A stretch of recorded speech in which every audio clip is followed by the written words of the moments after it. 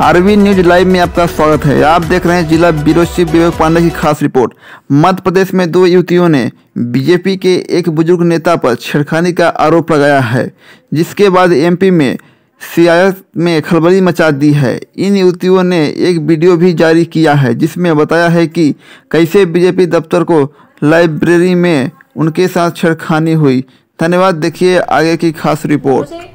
मेरा नाम आयुषी जैन, मैं मध्य प्रदेश की राजधानी भोपाल से भारतीय जनता पार्टी की युवा कार्यकर्ता, आदरणीय राष्ट्रीय संगठन मंत्री श्री BL संतोष जी और आदरणीय मुख्यमंत्री श्री शिवराज सिंह जी चौहान, मैं आपको सादर प्रणाम करती हूँ। मैं अपने आप को भारत भूमि की सेवा के लिए और संगठन की सेवा के लिए समर्पित करना चाहती हूँ।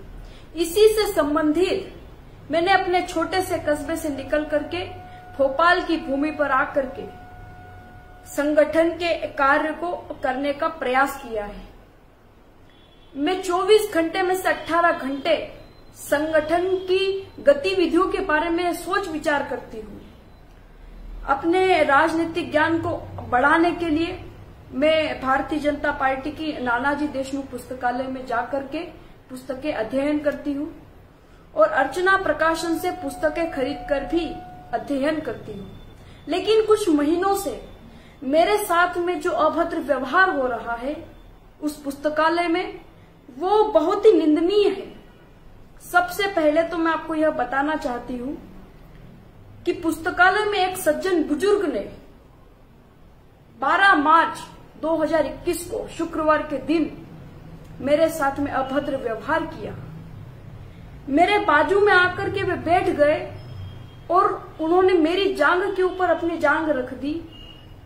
कई बार उन्होंने मुझे अपने घर पर आने का भी न्योता दिया और वे यह भी कहते थे कि तुम्हारे पास में मोटरसाइकिल है, इसलिए तुम मुझे मोटरसाइकिल से मेरे घर तक छोड़ दिया करो। और यही डोरी उन्होंने मेरी एक साथी के ऊपर भी डाली है। आइए आप उसी से सुन लीजिए कि उसके साथ में क्या व्यवहार हुआ है। आइए आप आरती जी। नमस्ते, मैं आयुष दीदी के साथ पुस्तकालय गई थी। वहां पर एक बुजुर्ग व्यक्ति था जो मुझसे मीठी मीठी बात की। बाद में मेरे से नंबर ले लिए और फिर उन्होंने मुझे घर आने का न्योता भी दिया। फिर कुछ काम हो तो मुझे कॉल करना और मैं तुम्हारे क्षेत्र में ही रहता हूँ। बाद में उन्होंने मेरे को 40-50 बार कॉल किया। फिर मैं बहुत ज्यादा परेशान हो गई, उनका नंबर मुझे ब्लॉक करना पड़ा। इसी प्रकार 2 महीने पहले एक कार्यकर्ता ने मुझे इतना परेशान कर दिया, मेरे पीछे पीछे घूम करके मेरे पास में आकर के बैठना, कि जब बात मेरे सहन से बाहर निकल गई तो मुझे उन्हें चिल्ला करके बोलना पड़ा कि क्यों आप मुझे परेशान कर रहे हैं, क्यों मेरे साथ में ऐसा व्यवहार कर रहे हैं।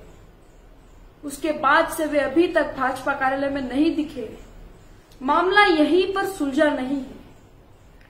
भाजपा पुस्तकालय के प्रभारी गीतधीर ने मुझे कार्यालय की लाइब्रेरी में बैठने से मना ही कर दिया है।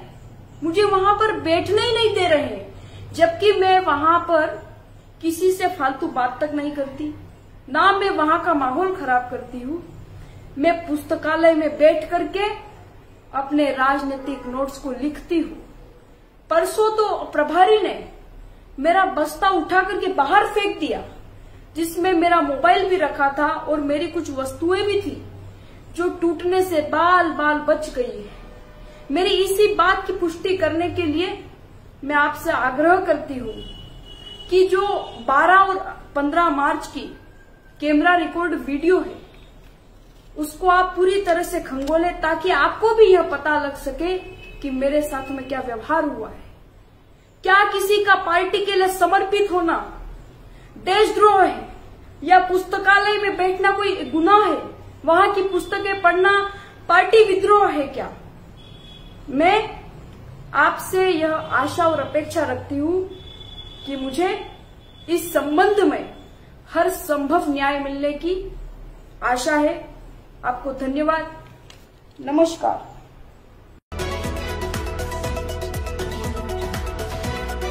तेज सबसे आगे, खबरें देखे सबसे पहले, आपको करे हर खबर से रूबरू। आगे ऐसे और खबरें देखने के लिए rvnews.live को सब्सक्राइब करें, हमारे चैनल के साथ बने रहें।